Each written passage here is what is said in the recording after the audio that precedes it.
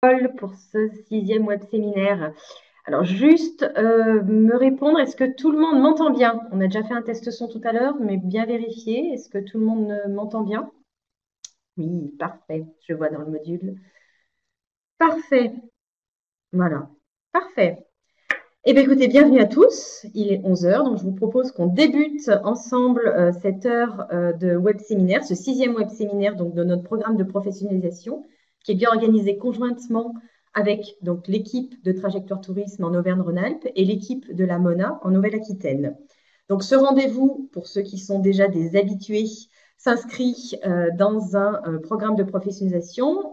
Il nous reste encore 3 rendez-vous après celui-là. Je vous les présenterai en fin d'intervention.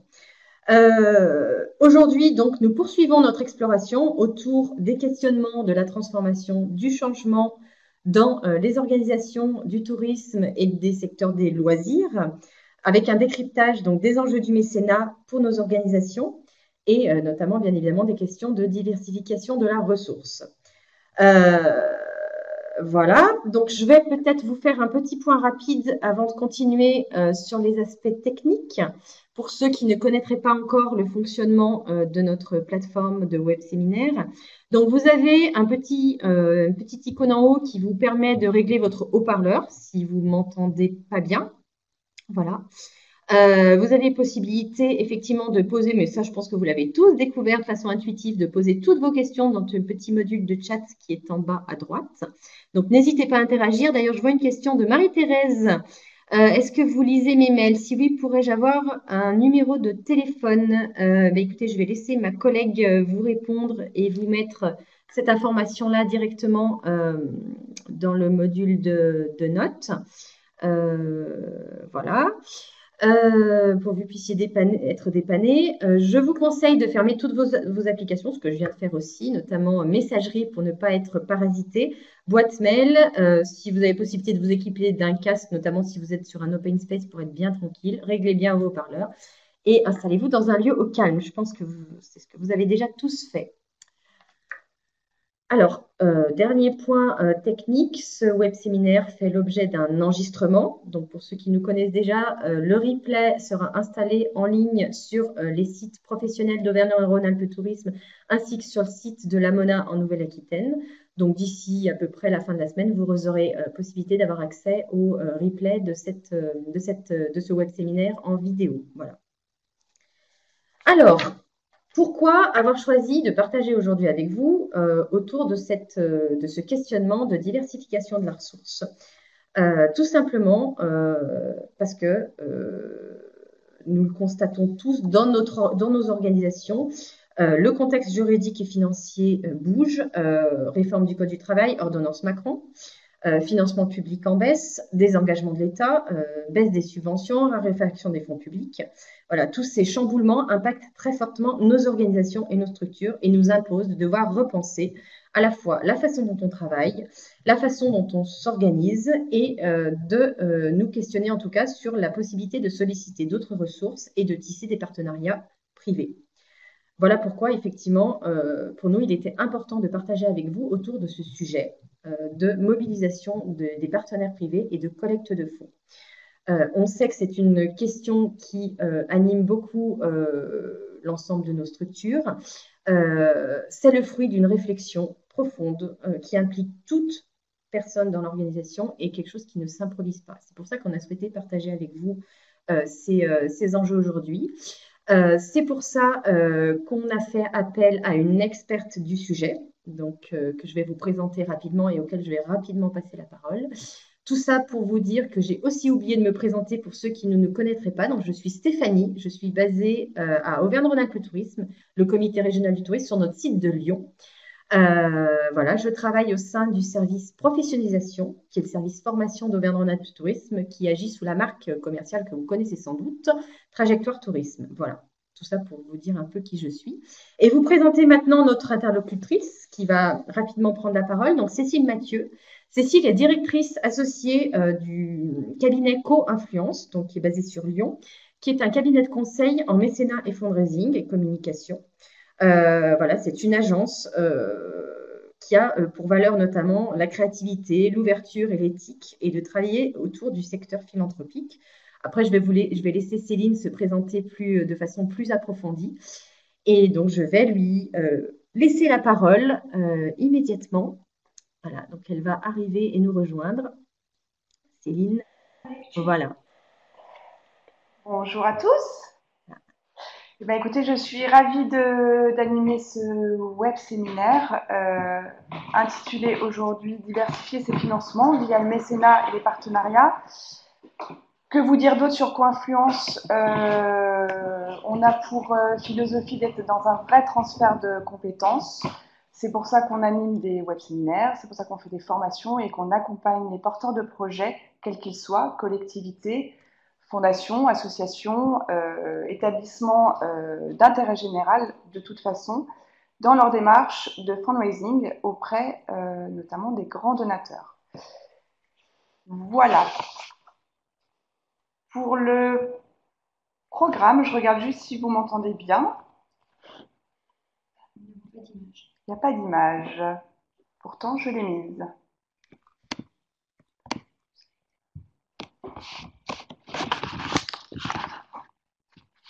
Image, c'est bon?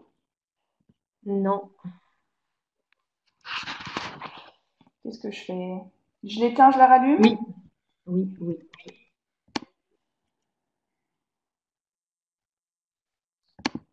Arrêtez. Alors, je reprends la parole. Nous réglons un petit souci technique d'image avec Céline. Juste le temps de la voir apparaître. Voilà.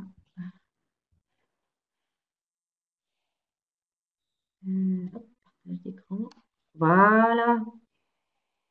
Ça y est, tout va bien. Nous apparaissons toutes les deux. Mais écoutez, je me déconnecte et je vous laisse en ligne avec Céline qui apparaît maintenant à l'image. Et merci à la technologie. Donc, je suppose que vous m'avez entendu, mais pas vu. Donc, voilà. Bonjour. Donc, au programme, pour cette toute petite heure ensemble, un programme un peu dense, parce qu'on a essayé de vous en donner le maximum pour que vous ayez vraiment une vision 360 de la question de la démarche de fundraising pour aller chercher des dons auprès de donateurs. Donc, en premier lieu, on va voir quelques notions clés pour que tout le monde soit sur un pied d'égalité en termes de grandes notions. Se poser les bonnes questions ensemble avant de partir en levée de fonds, voir quelles sont les étapes de mise en œuvre d'une démarche. Et si nous en avons le temps, on verra un exemple de démarche d'une structure que nous avons accompagnée dans le Jura. N'hésitez pas à poser vos questions via le module de conversation. Bien sûr, je ne pourrai pas répondre à tout le monde. Mais voilà, je ne suis pas que virtuelle, donc je suis aussi joignable après et je tâcherai de répondre à toutes les questions ensuite. Donc, on démarre sur les notions clés. Quelques définitions tout d'abord. Le mécénat, c'est bien le soutien matériel apporté sans contrepartie directe de la part du bénéficiaire à une œuvre ou à une personne pour l'exercice d'activités présentant un intérêt général. C'est un point très important sur lequel je vais revenir derrière. Deuxième définition, quand je parle de fundraising, alors si on devait le traduire littéralement en français, c'est la levée de fonds, sauf qu'en français, la levée de fonds, c'est aussi la levée d'investisseurs. Le fundraising est vraiment attaché aux techniques permettant de faire appel à la générosité pour le développement de projets en faveur de causes reconnues d'intérêt général. Et c'est bien tout ça différent du sponsoring, du parrainage, qui est le soutien matériel apporté en vue d'en retirer un bénéfice direct. Le parrainage ou le sponsoring n'est pas une démarche philanthropique, il équivaut à une prestation de service. Donc il rentre dans la famille évidemment des partenariats privés, mais aujourd'hui, ce qui est un peu spécifique, si tout le monde est capable de faire de l'échange marchandises avec une marque, on n'est pas tous en capacité et en compétence pour aller voir des mécènes pour obtenir des dons, ce qui est un petit peu différent. Je poursuis donc sur nos notions clés et je reviens sur la notion d'intérêt général. Donc, pour donner droit aux dispositifs fiscaux de la loi mécénat et être en capacité de remettre un reçu fiscal au donateur, vous devez être reconnu d'intérêt général.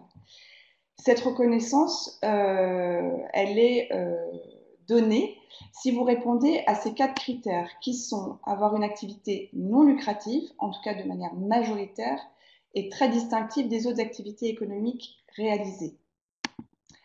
Avoir une gestion désintéressée, la gestion ne doit procurer aucun avantage matériel, aucun bénéfice personnel aux fondateurs, dirigeants ou membres. Avoir un fonctionnement au profit de tous et non en cercle restreint. Donc évidemment, tout ce qui est club de bridge ou autre, ça s'adresse à un cercle restreint, ce n'est pas éligible, ce n'est pas reconnu d'intérêt général et donc éligible au mécénat. Et puis évidemment, appartenir aux grands secteurs bénéficiant du mécénat, qui sont la culture, l'éducation, la recherche, la santé, la solidarité nationale et internationale, l'emploi, l'insertion, le sport, l'environnement et le patrimoine. Vous ne voyez pas le mot tourisme dans ces secteurs-là, mais par contre, vous êtes globalement, même si vous êtes très divers dans vos structures, vous portez tous des projets transversaux qui peuvent être en lien avec la culture, le patrimoine, l'environnement, etc. Donc c'est de toute façon à prendre en compte et c'est pris en compte par les autorités. Je continue et je finis sur la notion sur la loi. Donc, que vous dire sur cette loi qui date de 2003? C'est une loi qui comporte 23 articles. C'est la loi qui est la plus incitative au monde, c'est-à-dire où l'État était le plus généreux en termes de réduction d'impôts octroyés aux donateurs. Pour les entreprises, 60% de réduction d'impôts sont prévus sur les sociétés ou sur le revenu, dans la limite de 0,5% du chiffre d'affaires. Je ne rentre pas dans le détail. Sachez quand même qu'il n'y a que 39% des entreprises mécènes qui... non, 39% n'utilisent pas le dispositif de réduction d'impôt du mécénat.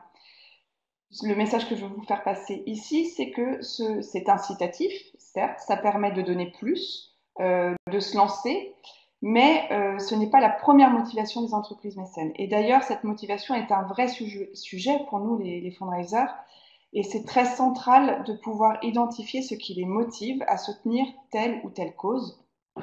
C'est un sujet assez vaste, mais en tout cas, on n'est pas mécène ou donateur que pour des raisons fiscales. C'est un message important à avoir en tête. C'est pour ça qu'il faut travailler plein d'autres choses.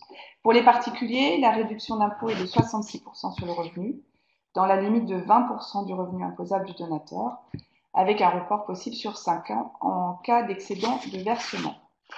Et puis il y a un dernier dispositif, les 75% de réduction d'impôt sur la fortune immobilière, dans la limite de 50 000 € par an. Autre dispositif que je n'ai pas affiché, c'est que la loi vous permet de remercier vos donateurs à hauteur de 25% du montant du don. Rentre dans ces 25% tout ce qui est valorisable aux yeux du fisc, c'est-à-dire tout ce qui a un prix en face, type ticket d'entrée à un musée, un parc, à un événement. Mais tout ce qui n'est pas valorisable, comme une visite privée, la participation à une conférence gratuite, etc., etc., là, la créativité est sans limite pour remercier vos mécènes. Et c'est très, très bienvenu. Et ça fait partie des motivations des mécènes, notamment pour ceux qui souhaitent faire partie d'un cercle d'entreprises du territoire. Pour la question 25%, de quel montant? C'est 25% en fonction du montant du don.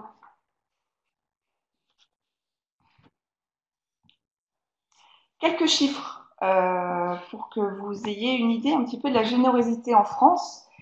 En 2018, on a donc des chiffres de 2016 pour et de 2018. Donc en gros, depuis 2 ans, le mécénat pèse 7,5 milliards d'euros. Ceci ne prend pas en compte les legs.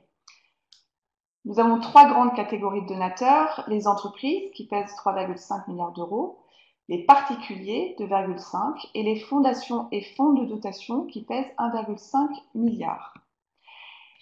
Pour prendre chacune de ces catégories, les particuliers, c'est aujourd'hui 5,5 millions de foyers fiscaux donateurs et ils ont un don moyen par foyer de 450 €. Les entreprises, quant à elles, sont 170 000 mécènes. Il y a seulement 14% des entreprises qui sont mécènes en France à partir de 1 salarié. Tout ça pour vous dire que ça laisse une grande marge de manœuvre et de progression pour les mécènes à venir au niveau des entreprises. Et au niveau des fonds et fondations, il y a près de 4 860 fonds et fondations en France. Voilà pour la partie poids du mécénat en France.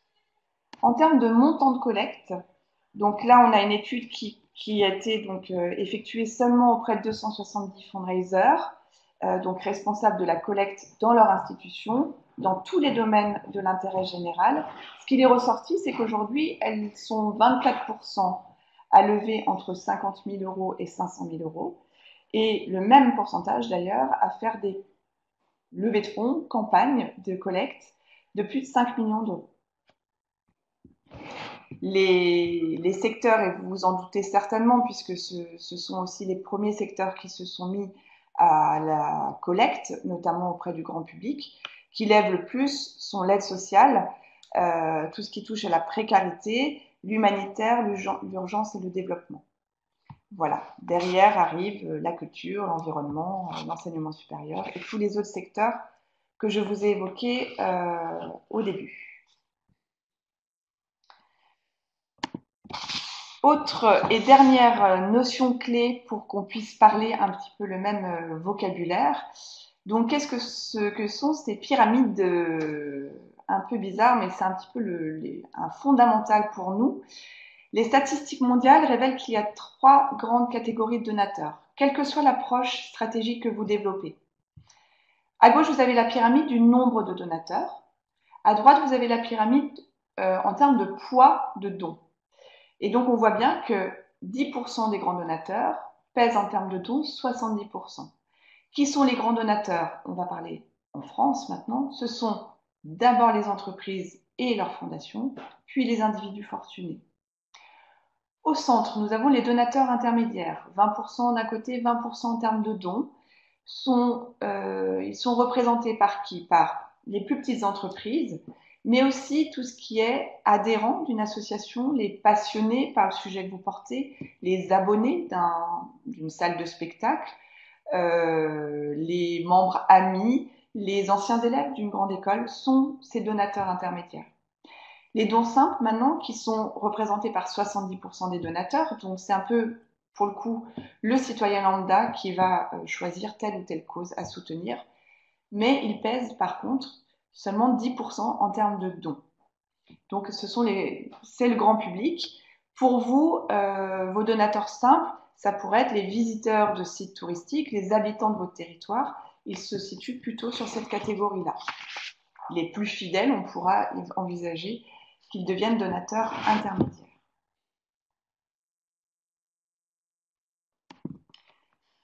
J'enchaîne sur les bonnes questions à se poser avant de partir en levée de fonds. Donc très rapidement, il y en a 4 à se poser. D'abord, quelle est la cause portée? Que vous dire? C'est un vaste sujet, mais c'est hyper important de l'avoir en tête. Aujourd'hui, vous êtes une organisation qui fait ou qui démarre en termes de fundraising et vous êtes dans une posture plutôt institutionnelle. Ce qu'on demande aux organisations, aux porteurs de projets qui partent en fundraising, c'est de changer de paradigme, de posture et d'être une organisation qui porte une cause d'intérêt général, qui porte une vision, des ambitions avec un impact sur la société. C'est ce que le donateur veut financer, du changement, de l'amélioration, du développement. Et cette cause, derrière, on va pouvoir l'illustrer à travers un discours de cause qui va être l'argumentaire qui va vous permettre de sensibiliser et solliciter vos donateurs, qui va décrire où veut aller votre organisation, ce qu'elle veut accomplir et comment l'aider à y parvenir, et puis qui représente vraiment l'épine dorsale de toute votre stratégie de collecte. Donc, très vite, vous allez voir que la communication est aussi très importante, c'est-à-dire qu'elle doit être en lien très fort avec les personnes qui portent ce sujet-là. Donc vous n'êtes plus seulement une organisation, mais bien une cause d'intérêt général. Deuxième question à se poser, les membres de mon organisation sont-ils prêts à se mobiliser? Est-ce qu'il y a chez nous une culture philanthropique ou une envie de partager ce sujet? Pourquoi c'est important? Parce que tous les membres de l'organisation, donc c'est très intéressé, peuvent être au contact d'un potentiel donateur. Donc ça, c'est important pour ça. Mais c'est aussi important parce que à l'intérieur de vos structures, vous avez les personnes qui sont enclins à parler de l'organisation générale, et puis il y a aussi les porteurs de projets à l'intérieur même de l'organisation. Donc tout le monde doit pouvoir maîtriser ce discours de cause, participer à la sollicitation, à des rendez-vous, par exemple, auprès de prospects donateurs. Et puis, il faut aussi avoir la volonté de construire cette relation avec les grands donateurs. Il n'y a pas de don, de transaction, avant qu'il y ait une relation. Donc, cette culture philanthropique, c'est ça. Et plus vous serez organisé et plus vous partagerez ce sujet en interne, plus vous levez des dons de manière efficace. Troisième question. Est-ce que j'ai un réseau naturel? Est-ce que je l'ai recensé? Est-ce qu'il est existant dans une base, quelle qu'elle soit? Deux choses importantes. D'abord, contrairement à ce qu'on pense, quand on veut se mettre au fundraising, on ne va pas chercher juste la liste des entreprises les plus florissantes de ce territoire et les fondations qui soutiennent vos sujets de prédilection. On va d'abord chercher ceux qui nous sont proches, naturellement, et pour X ou Y raisons, que j'ai hélas pas le temps de développer là. Mais ce qu'il faut avoir en tête, c'est qu'on ne donne pas à une organisation qu'on ne connaît pas, on donne peu à une institution qu'on connaît peu, et on soutient fortement ceux avec qui on a des liens évidents et naturels. Et ça, quelle que soit la technique que vous choisissez, d'aller voir des grands donateurs en face à face, ou de faire du marketing direct ou de la collecte par téléphone au grand public. C'est exactement la même chose. On ne va pas solliciter tout de suite, on crée une relation et c'est en général ceux qui vous connaissent le mieux qui vont vous soutenir. Plus cette relation avec le prospect est préparée et suivie de façon qualitative, plus les chances de transformation donateur sont fortes. Ça, c'est vraiment à avoir en tête. Et puis la dernière question qu'il faut se poser, est-ce que j'ai les moyens disponibles pour porter la démarche? Et oui, aller lever des fonds, ça coûte de l'argent. On va dire qu'on n'a rien sans rien. Donc ça demande à l'organisation de se structurer en termes de moyens humains et financiers. Humains parce qu'il faut qu'il y ait une porte d'entrée forcément visible et qui prenne en main le sujet. Financier parce qu'il faut, quand on démarre, mettre en place un petit peu de communication, créer un événement s'il le faut, prévoir des déplacements. Il faut des compétences, donc parfois il faut faire monter en compétences les personnes. Et puis, il faut aussi que toute l'organisation et la culture philanthropique aient pu s'instaurer en interne. En gros, quand on démarre une levée de fonds, ça coûte entre 15 et 20% de l'objectif. Et puis, petit à petit, vous êtes amené à descendre entre 10 et 12% minimum de l'objectif. Évidemment, chaque organisation essaye de faire en sorte que les coûts de collecte soient le moins important possible. Je continue cette fois-ci sur les étapes de mise en œuvre d'une démarche de fundraising. Alors, toujours de manière très résumée, et encore une fois, en formation, on y passe une journée. En étape 1, c'est important d'être au clair sur ses forces et ses faiblesses, ou ses points à améliorer pour lancer la démarche. Pour cela, il faut analyser les éléments clés de l'organisation, son environnement, sa concurrence, qui fait du fundraising sur mon territoire, qui le fait très bien dans mon domaine, qui est mon concurrent direct, quelles sont les attentes des mécènes potentiels, quelles sont les relations déjà existantes. Donc tout ça, c'est à étudier de très près et du coup derrière, on se pose les questions suivantes. Est-ce que mon discours de cause existe? Est-ce qu'il faut que je le formule? S'il existe, est-ce qu'il est différenciant? Est-ce qu'il va déclencher du don? Est-ce que les membres de l'organisation sont prêts ou est-ce qu'il y a un vrai travail de communication interne et aussi d'accompagnement au changement à créer et à mettre en place? Est-ce que le réseau de potentiels donateurs est identifié? Est-ce qu'il faut que je le range dans une base de données? Est-ce qu'il faut que je le qualifie? À partir de où en est ce travail-là? Et puis, est-ce que l'organisation est structurée pour porter la démarche? Ce sont vraiment là les grandes questions à se poser pour savoir en gros où sont vos forces et ce qu'il faut absolument améliorer à tout point de vue. L'étape 2, eh ben, une fois qu'on est au clair sur ce qu'on est capable de faire, on va pouvoir mettre en place une stratégie de fundraising. Donc, c'est là que vous allez pouvoir poser tous les paramètres de la démarche de fundraising. L'objectif de collecte, combien je veux aller chercher, mes cibles de donateurs, est-ce que ce sont des donateurs venus du grand public, plutôt des donateurs intermédiaires, plutôt des grands donateurs? Le format de la collecte, est-ce que vous êtes plutôt sur une campagne, une grande campagne de fundraising qui va demander un recrutement de comités d'ambassadeurs, ou est-ce que vous êtes sur une collecte annuelle? Quelle technique? Est-ce que je vais être sur du face-à-face en rendez-vous? Est-ce que je vais mettre en place une campagne de fundraising? Est-ce que je vais faire du marketing direct dans les boîtes aux lettres des habitants de mon territoire? Tout ça se règle à ce moment-là. Le budget que je vais allouer, la répartition des rôles et qui va être mobilisé sur ces sujets-là. Évidemment, un plan d'action et un calendrier qui est à prévoir au moins sur 2 ans pour être sûr d'être efficace et rentable dans la mise en place de la démarche. L'étape 3, eh bien, maintenant qu'on sait où on veut aller, il faut être au clair sur le discours de cause, cet argumentaire, les Américains appellent ça le case for support, qu'on va pouvoir formaliser sur un Word, hein, tout simplement. Puis après, on va le transformer en outil de communication. Nous, on aime bien utiliser, quand on n'a pas beaucoup d'argent, le PowerPoint. C'est bien pour pouvoir vous introduire en réunion, pour pouvoir présenter votre cause sur un événement. Mais ça peut être aussi une plaquette, ça peut être une vidéo, ça peut être, enfin, voilà. Et évidemment, intégrer aussi ce discours de cause dans le site internet existant. Ce discours de cause, il doit être différenciant, il doit être clair et partagé et partageable. Il doit montrer ce que les ambitions que vous souhaitez franchir, ce que vous souhaitez atteindre, les projets qui illustrent vos besoins. C'est important parce que vous aurez demain des mécènes qui vont croire en ce que vous faites globalement. Et c'est génial puisque vous pourrez faire globalement allouer leurs dons là où il vous semble important de dépenser les dons.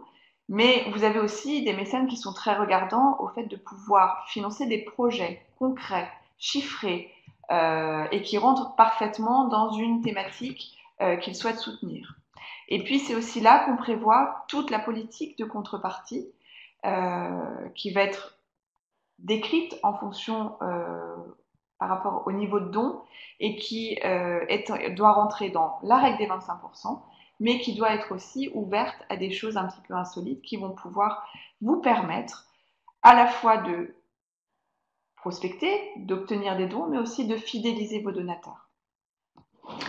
Ce discours de cause, pour finir sur cette étape 3, doit être tourné vers le donateur. C'est en aucun cas une plaquette institutionnelle qui vous décrit vous et seulement vous. Il doit expliquer en quoi le don du donateur à qui que vous souhaitez convaincre aura un impact sur votre organisation ou sur le projet que vous souhaitez financer. L'étape 4, qui est la préparation à la prospection, en gros là, c'est bien ce que j'ai déjà un petit peu émis auparavant, c'est l'identification et l'enrichissement de votre réseau naturel. Vous avez identifié les prospects donateurs que vous connaissez, que vos collaborateurs connaissent. Vous allez enrichir cette base de donateurs connus, mais qui ne vous connaissent pas encore. Et tout ça va être évidemment rentré dans une base de données. On commence tous par un Excel, mais au fur et à mesure, il faut pouvoir professionnaliser la démarche et éventuellement acheter une base type CRM.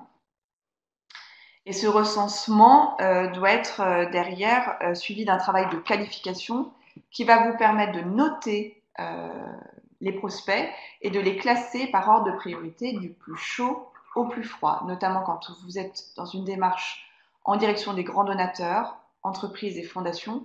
C'est important d'aller voir les plus enclins à vous soutenir en premier, D'abord parce que vous avez besoin de rendre cette démarche efficace et rentable, mais aussi parce que ça donne le là en termes de montant de dons pour le reste de la démarche, la suite de la démarche.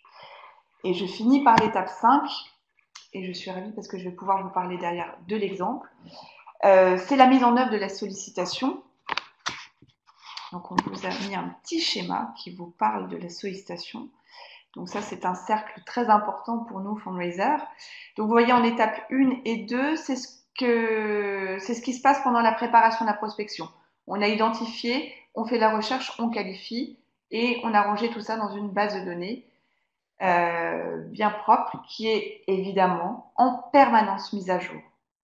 Derrière, et là c'est parti, on va pouvoir rentrer dans notre démarche de prospection qui va évidemment passer par de la sensibilisation à la cause, parce qu'on ne va pas demander tout de suite un don, mais on va bien créer une relation et ensuite solliciter à travers une demande clairement énoncée avec un montant.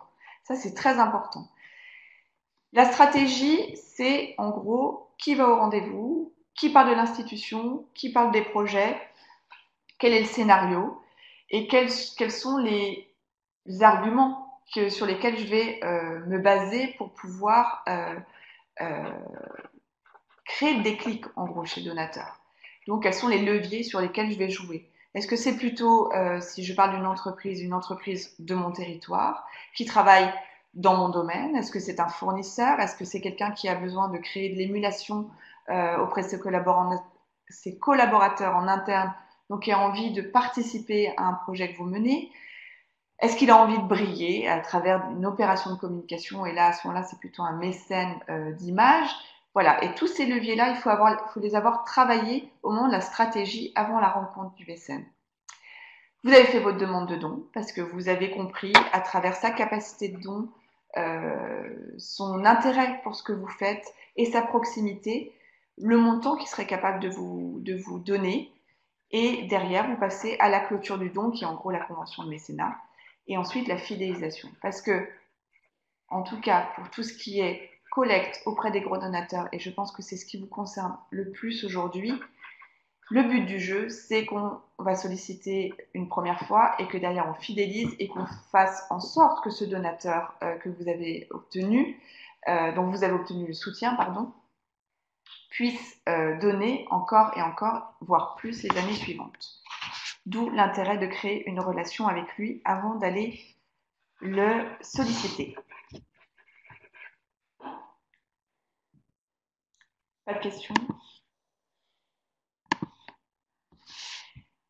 J'arrive à mon exemple de démarche pour que, à travers cet exemple, tout ce que je viens de vous dire, qui est un peu dense et un peu contraint en termes de méthodologie, vous parle un peu plus. Donc j'ai choisi aujourd'hui de vous parler de l'espace des mondes polaires Paul-Émile Victor qui se situe à Prémanon dans le Jura. Donc c'est un musée dédié au monde polaire, au cœur de la station des Rousses. Et évidemment, c'est bien la famille de Paul-Émile Victor qui est à l'origine de ce musée. Je suis sûre que certains connaissent, mais je préfère poser un petit peu le décor pour tout le monde. Donc, ce projet s'est construit sur l'année 2016-2017 avec une inauguration en juillet 2017. Un budget de travaux de 9 millions d'euros. Le projet représente un programme global de 5300 m² de bâti. L'idée, c'est de faire un lieu immersif qui contient un musée, un auditorium, un jardin polaire sur le toit, une patinoire banquise, une librairie boutique et un lieu de restauration. Donc on est vraiment dans un lieu hybride qui porte de l'intérêt général sur sa partie muséale, jardin et toute démarche en direction des publics. Et puis une partie non-profit et profitable, sur la partie patinoire, librairie et restauration. C'est un lieu immersif, je vous le disais, qui donne la parole au peuple premier, aux explorateurs, aux scientifiques, aux artistes contemporains, où chacun apporte sa part de connaissances, de rêves, d'imaginaire sur le monde polaire, qui permet de comprendre les enjeux humains, environnementaux et économiques, et qui se veut ouvert à tous, au parti pris ludique et pédagogique innovant. Le budget annuel, 640 000 euros. Et dès sa construction, l'Espace des Mondes Polaires a identifié le besoin de diversifier ses financements pour développer des projets novateurs, in situ, que ce soit pour l'espace muséal, pour l'accueil du public ou pour le rayonnement de la cause planétaire. Donc, comme je vous le disais dans nos étapes précédentes, ils sont passés par un diagnostic pour identifier leurs forces et leurs faiblesses, leurs opportunités, et les menaces liées au fundraising. Donc, je ne vous les ai pas indiquées, mais je vous en parle un petit peu comme ça oralement.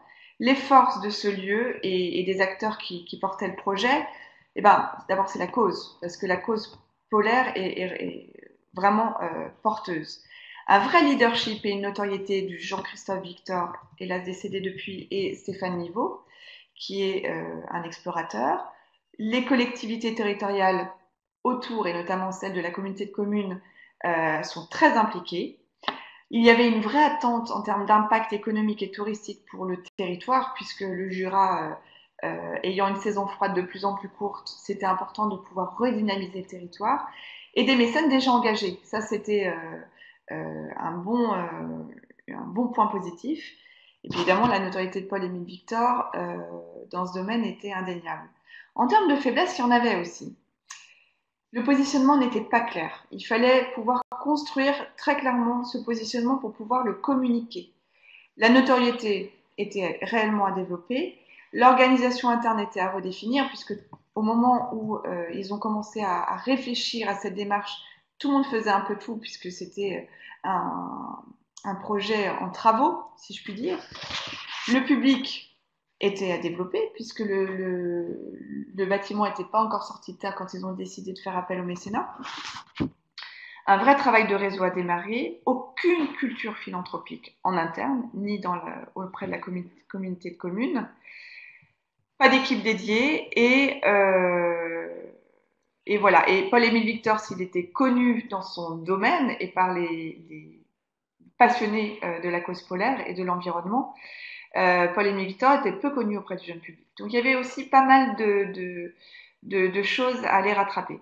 Leurs besoins, ils les ont formulés très clairement. Il fallait travailler et formuler un véritable discours de cause, identifier et mettre en avant leurs spécificités et exprimer l'impact des projets portés et faire que tous les membres de l'organisation participent à l'effort de fundraising.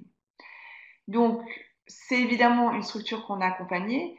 Et avant de vous montrer ce qu'ils ont pu mettre en forme et en texte, je vous garantis que pour eux, c'était aussi pas clair du tout. Pas qu'ils ne savaient pas qu'ils voulaient porter la cause polaire, mais qu'ils partaient vraiment dans tous les sens et que c'était donc du coup difficilement compréhensible de quelqu'un qui n'est pas spécialiste du domaine.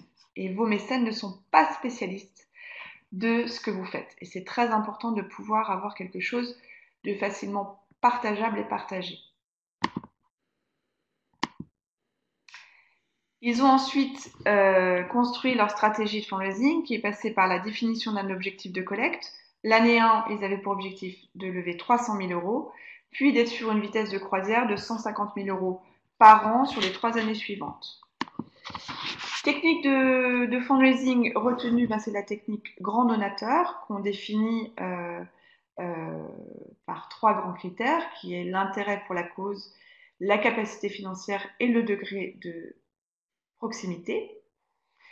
L'idée, c'était de solliciter les plus hauts potentiels de dons et les engager très fortement dans la démarche pour qu'ils mettent à contribution leur aura et leur carnet d'adresses.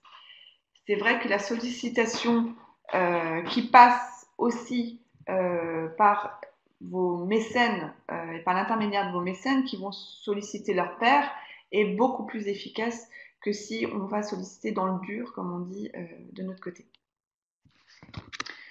Sachez qu'un grand donateur pour l'Espace des Mondes Polaires, puisque c'est relatif à toutes les organisations, à chaque organisation, pardon, c'est relatif au budget que vous avez et à l'objectif de collecte que vous portez. Pour eux, un grand donateur, c'était à partir d'un don de 30 000 euros. Ils se sont structurés, ils ont réparti les rôles. Il y avait 3 personnes mobilisées pour la démarche de fundraising, puisqu'ils n'avaient pas de spécialistes dans le domaine. L'administrateur du lieu, de l'espace des mondes polaires, une chargée de mission et le directeur scientifique et culturel qui étaient mobilisés pour les rendez-vous. Et puis, il y a eu deux élus de la communauté de communes qui se sont montrés ouverts au fait de participer au rendez-vous avec les mécènes. Et enfin, nous sommes passés à la conception et à la formalisation du discours de cause, dont je vais vous montrer quelques slides, ce que ça donne en termes de mise en forme, en tout cas pour une partie de leur argumentaire.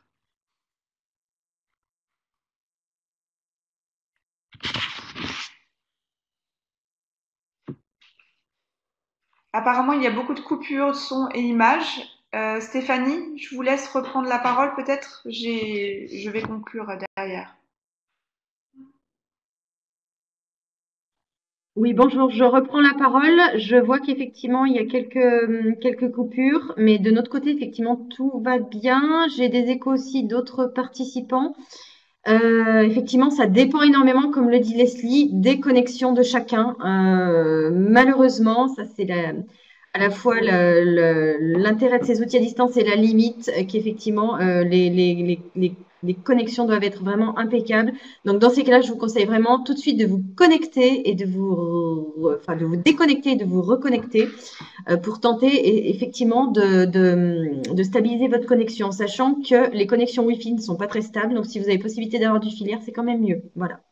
Mais nous avons, voilà, malheureusement de ce côté-là, je pense que ça ne viendra pas de notre système à nous, mais de votre connexion à vous. Voilà. Je redonne la parole à Céline, du coup, voilà, et je vous dis à tout à l'heure. Merci Stéphanie. Donc j'en étais à la conception et à la formalisation du discours de cause, dont je voulais vous montrer quelques slides, quelques diapositives de la mise en forme de leur discours de cause.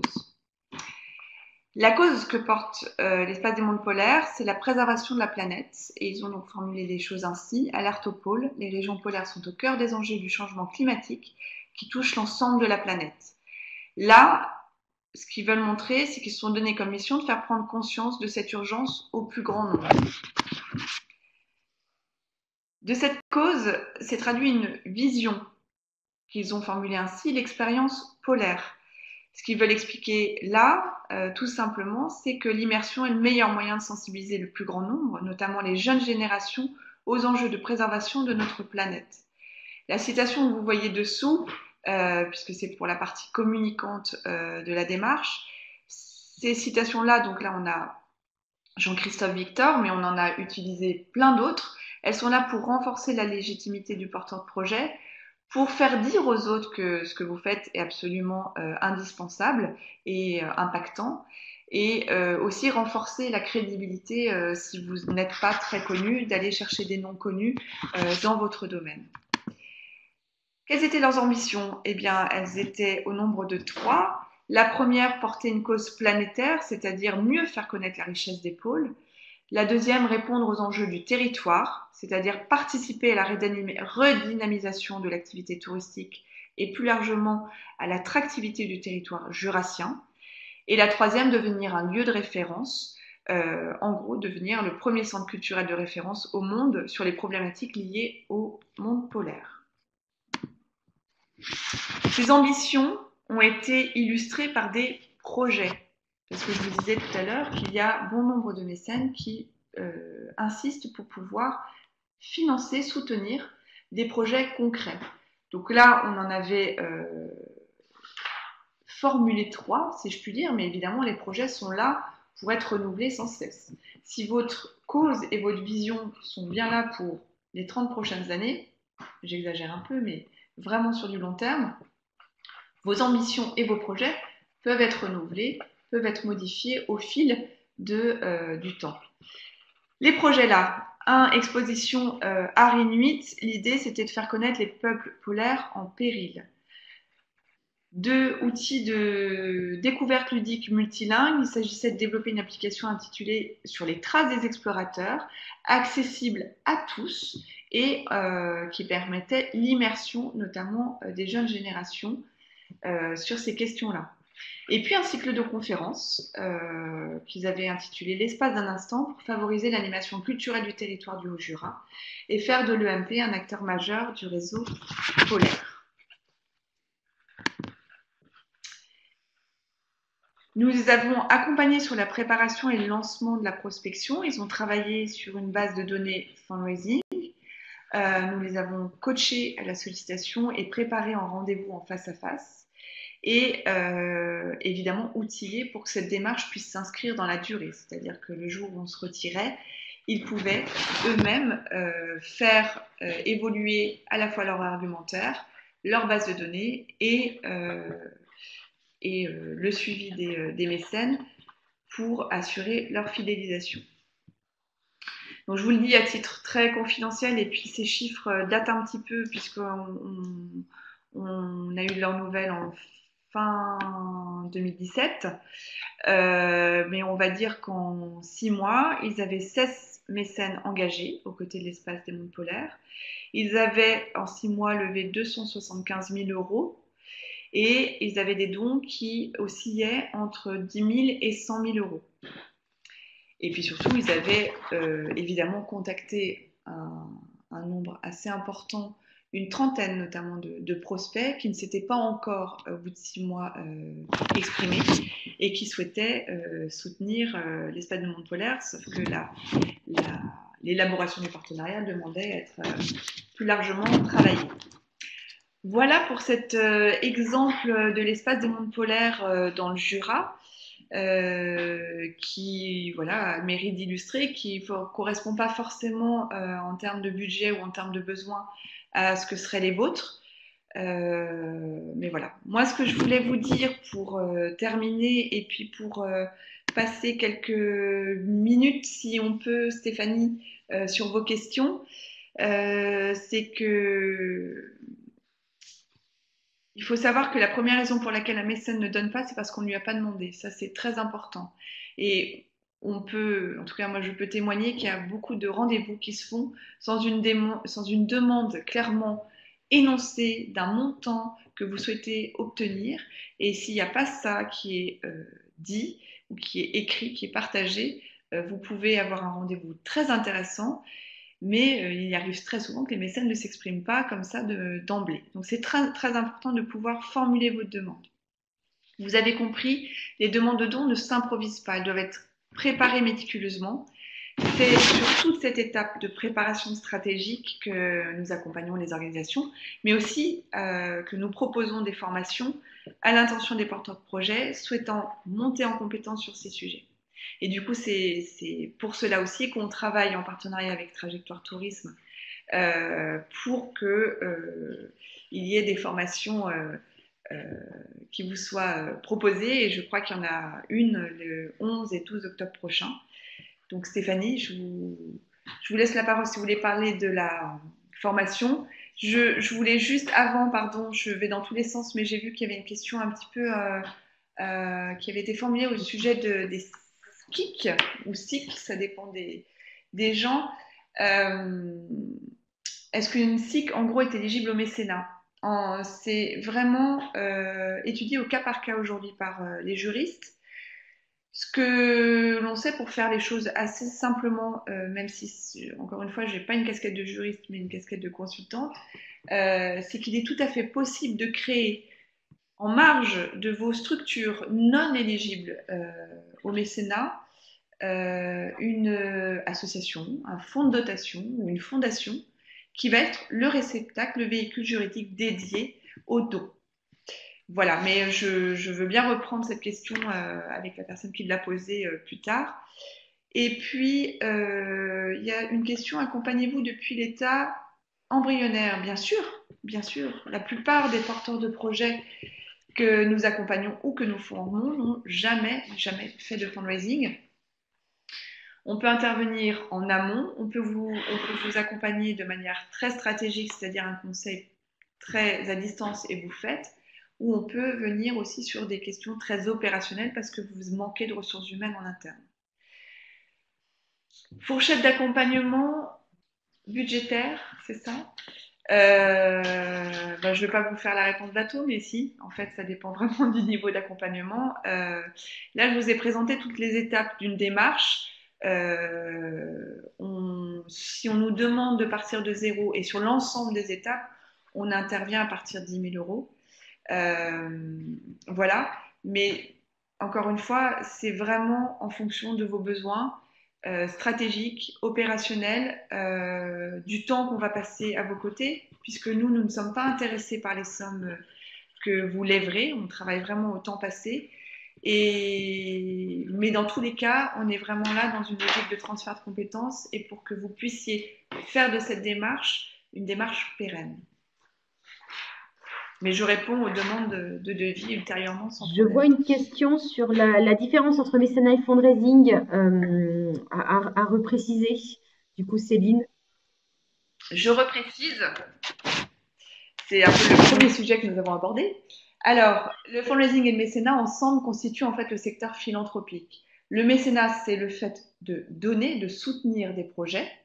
C'est pour ça qu'on a une loi qui s'appelle la loi sur le mécénat, à travers des dons. Et le fundraising, ce sont les techniques de levée de fonds, tout ce que vous allez mettre en place pour faire appel à la générosité des mécènes. Donc, c'est plutôt du côté des porteurs de projets, du côté des fundraisers, et le mécénat, c'est plutôt du côté des donateurs, mécènes d'entreprise, donateurs individuels. C'est très clair. Oui, le fundraising, c'est bien levée de fonds en français, sauf qu'on continue, nous, à utiliser ce mot barbare et anglais, parce que la levée de fonds en français peut aussi vouloir dire la levée d'investisseurs, c'est-à-dire aller chercher des investissements auprès de banquiers ou de fonds d'investissement. Et ce n'est pas du tout, là, pour le coup, une action philanthropique. Est-ce qu'il y a peut-être encore quelques questions? J'en vois qui arrivent là un peu rapidement. Merci de ces précisions. Eh ben, on va rester peut-être toutes les deux en ligne. Céline, si ça te convient pour cette conclusion. D'abord, moi, ce que je tenais à dire, c'est merci pour la qualité de cette intervention, de ton intervention, qui vraiment, d'un point de vue à la fois cadrage du sujet, enjeu, savoir de quoi on parle, parce qu'effectivement, nous, dans notre secteur d'activité, tourisme, loisirs, et là, je mets la culture un peu à part, parce qu'elle est déjà un peu acculturée justement au sujet. Voilà, c'est un sujet qui est encore très embryonnaire, très peu connu. Donc voilà, c'était vraiment très intéressant. Très intéressant aussi dans l'exemple que pédagogiquement vous avez pu nous dérouler sur l'espace que vous avez accompagné. Et on voit bien que ce sujet, effectivement, est au cœur des préoccupations aujourd'hui de nos organisations et que c'est vraiment un sujet à enjeu. Moi, je suis vraiment intimement persuadée et je vois l'intérêt d'associer l'image qu'on véhicule à travers nos actions et même nos actions de communication, l'image de nos territoires avec celle des entreprises qui sont nombreuses à être installées sur nos territoires, nos destinations et nos régions. Et effectivement, qui ont aussi la volonté de porter les actions de ce territoire aussi pour leurs salariés. Donc vraiment, j'y vois un intérêt quand même très fort. Et ça rejoint effectivement, nous, les questionnements qu'on peut avoir au niveau du service formation sur ces questions-là. J'ai bien noté, Céline, un certain nombre d'éléments qui m'ont semblé très importants dans tout ce que tu as dit, notamment effectivement l'intérêt de changer de posture, voilà, de bien définir l'ambition, la vision, le discours de cause, savoir où on va dans nos organisations, en sachant qu'on sait qu'aujourd'hui, nous, on est un peu en reconstruction dans nos organisations du tourisme, à tous les échelons institutionnels notamment. L'importance de la communication, du réseau naturel, l'importance des moyens disponibles, et d'avoir une organisation structurée. Donc voilà, ça, j'ai vraiment noté l'importance de tous ces points-là. J'ai eu beaucoup de questions sur le pourcentage des entreprises mécènes qui utilisent ou pas la réduction fiscale. Donc, c'est vrai que le chiffre que nous a dit, moi, m'a beaucoup étonné. 39% des entreprises mécènes qui ne n'active pas le levier fiscal, c'est quand même conséquent. C'est vrai qu'on a toujours un peu, quand on n'est pas dans le sujet, l'image du fait qu'en disant bah, ils font ça parce qu'ils veulent de la déduction fiscale, et bah, pas spécifiquement. Donc moi, je trouve que c'est vraiment quelque chose de très intéressant à avoir, en tout cas comme chiffre en tête. Voilà. Revenir sur l'intérêt de se former. Et je fais le lien avec ce que je vous affiche dans notre catalogue, c'est qu'effectivement, ces métiers-là, ces compétences-là, comme vous l'avez compris sans doute à travers le discours de Céline, ne s'improvisent pas. Là, on a voulu vous donner en tout cas un aperçu assez global. Pour être dans la mise en œuvre, eh ben, il faut véritablement se former, monter en compétences. Du coup, c'est pour ça, et Céline le disait à très juste titre, qu'on a souhaité mettre en place des formations donc avec notamment Coinfluence. Donc une formation qui se déroule les 11 et 12 octobre prochains. Donc n'hésitez pas sur le développement d'une stratégie de mécénat et de partenariat auprès des entreprises.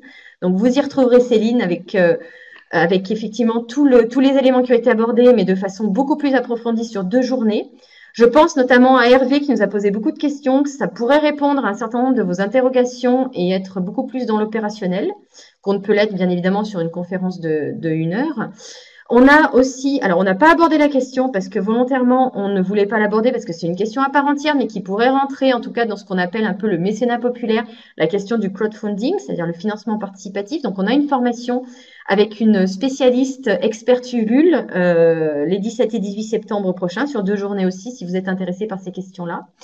Et une formation que j'ai souhaité ajouter et qui fait écho à ce que tu as dit, Céline, tout à l'heure, qu'effectivement, la créativité est sans limite. Ça, je l'ai bien noté, notamment pour réfléchir aux contreparties. Donc, ça m'a semblé intéressant, en tout cas, de vous citer cette formation-là sur le fait de favoriser au sein de ces équipes la production de nouvelles idées, notamment par des techniques de créativité, parce qu'effectivement, ces questions-là autour du fundraising, du mécénat territorial, des partenariats, demandent aussi dans nos organisations qu'on soit un peu dans la mutation, on va dire, de la façon dont on pense, d'où l'importance de travailler aussi en méthode créative. Et c'est vrai que toutes ces questions-là autour du mécénat, du partenariat et autres peuvent en tout cas être des sujets de créativité assez intenses. Bien évidemment, nos accompagnements aussi en sur-mesure, au-delà de ces formations catalogues qui sont en inter-entreprise. Donc, n'hésitez pas à nous contacter, notamment contacter au sein de l'équipe Stéphane Orsini, que vous connaissez peut-être, qui pourra effectivement en tout cas, vous aider à clarifier vos besoins et vous accompagner par rapport à vos enjeux sur ce sujet-là, en matière de formation. Nos collègues de la MONA en Nouvelle-Aquitaine, et je salue toutes les personnes de la Nouvelle-Aquitaine qui étaient connectées aujourd'hui, proposent aussi une formation à la créativité qui est entièrement à distance, donc qui effectivement est accessible aussi aux personnes assez facilement aux personnes d'Auvergne-Rhône-Alpes, donc sur la construction de projets grâce à tes processus d'innovation. Voilà, une belle formation. Qu'est-ce que je voulais vous dire d'autre? Voilà, replacer cette intervention dans le cadre de notre programme de web séminaire. Vous redire que l'ensemble des replays des web séminaires, notamment sur le travail multisite qui nous a beaucoup interpellés cette année, sont en ligne sur notre site pro. Que la prochaine webconférence sera animée par nos collègues de la MONA en Nouvelle-Aquitaine sur les bonnes pratiques dans les entreprises libérées le 6 juin. Donc, je vous donne rendez-vous à ce moment-là. Et effectivement, des prochains rendez-vous. Alors, un web séminaire sur l'approche neurocognitive et comportementale pour proposer des vacances de rêve à vos clients. L'idée est de travailler un peu là sur la logique des neurosciences. Donc, on prend un peu de hauteur au niveau du marketing. Et un dernier web séminaire, un dernier rendez-vous en ligne sur vraiment la posture RH et une boîte à outils pour les managers. Et là, qui sera proposé par nos collègues de la Nouvelle-Aquitaine et la MONA. Il me reste à vous remercier de votre attention, vous dire qu'effectivement, on a passé un bon moment ensemble et que nous espérons vraiment que en tout cas, cette première approche des questions de fundraising et mécénat vous permettra en tout cas de clarifier cette problématique chez vous et puis de transformer l'essai. Et voilà, venez vous former, contactez-nous, n'hésitez pas. Voilà, Céline, je te laisse peut-être le mot de la fin. Voilà. Eh ben, je serais ravie de pouvoir, je serais ravie de pouvoir vous accueillir sur la prochaine formation les 11 et 12 octobre parce que c'est pas très agréable de parler à un ordinateur et que que la première session qu'on a organisée avec Stéphanie était vraiment super. En tout cas, les retours de la dizaine de participants ont été hyper positifs. Je sais que je les ai beaucoup triturés sur leur raison d'être et leur impact sociétal. Mais du coup, voilà, j'ai encore des nouvelles de certains et je ne sais pas si je change grand-chose dans vos structures, mais en tout cas, je sais que vous revenez plein de nouvelles idées, plein d'imagination et plein d'envie voilà, de pousser vos structures à s'ouvrir aux partenariats privés. Donc, j'espère vous revoir en octobre pour certains qui étaient là à l'écoute. Eh bien, écoutez, merci à tous. On va fermer donc ce web séminaire et je vous souhaite une très belle journée et à très bientôt. Et merci à toi, Céline. Au Merci. revoir.